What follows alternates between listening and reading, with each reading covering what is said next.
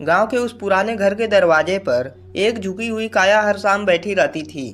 उनकी सूनी आंखें और चेहरे पर झुर्रियों का जाल, उन आंखों में अब भी एक उम्मीद झलकाती थी। 80 साल की बूढ़ी गंगा देवी की जिंदगी का एक ही मकसद रह गया था, अपने इकलौते बेटे अरविंद का इंतजार। उस घर के बाहर से गुजरने वाला हर शख्स उन्हें देखकर ठहर जाता। कोई कहता, दादी अंदर चलिए, ठंड बढ़ रही है, तो वह बस हल्के से मुस्कुरा देती और कहती, अभी नहीं, अरविंद आता ही होगा। आज की रात कुछ अलग थी। पूरा गांव कोहरे में लिपटा हुआ था। चांदनी रात होने के बावजूद भी अंधेरा ज्यादा गहरा लग रहा था।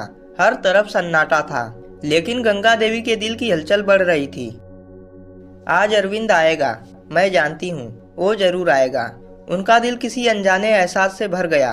पिछले 15 सालों से अरविंद ने बस फोन पर बात की थी, लेकिन कभी आया नहीं। हर बार वह कहता, माँ बहुत काम है, अगले साल जरूर आऊंगा। पर उसका अगला साल कभी नहीं आया। पर आज उन्हें सच में महसूस हो रहा था कि अरविंद दरवाजे पर खड़ा है। गंगा देवी कांपते हुए उठी। उनकी आंखों में अजीब सी चमक आ गई। उन्होंने दरवाजा खोल दिया, लेकिन बाहर देखा तो सड़क सुनसान थी। बस एक पुराना नीम का पेड़ हवा में झूम रहा था।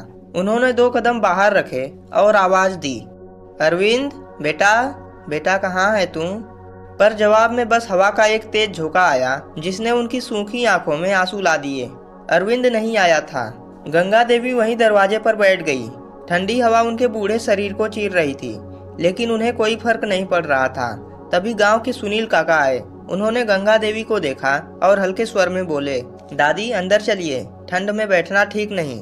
गंगा देवी ने सूनी आंखों से उनकी ओर देखा और बस एक ही बात कही, सुनील तुझे यकीन है ना कि अरविंद आएगा? सुनील काका कुछ नहीं बोले। उन्हें नहीं पता था कि वह कैसे बताए कि अरविंद अब शायद कभी नहीं आएगा। रात बीत रही थी। गांव के बाकी लोग सो चुके थे, लेकिन गंगा देवी की आंखों में नींद नहीं थी। उन्होंने अपने पुराने संदूक से एक पुरानी तस्वीर निकाली, जो अरविंद की तस्वीर थी। उस तस्वीर को उन्होंने अपने सीने से लगा लिया और फुसफुसाई, तू आएगा ना बेटा? फिर न जाने कब उनकी आंखें धीरे धीरे बंद होने लगी। ठंड की मार से उनका शरीर कांप रहा था, लेकिन उनकी आत्मा अब भी अरविंद की राह देख रही थी। सुबह जब गांव वालों ने दरवाजा खोला तो गंगा देवी वहीं बैठी हुई थी, लेकिन हमेशा के लिए खामोश हुए।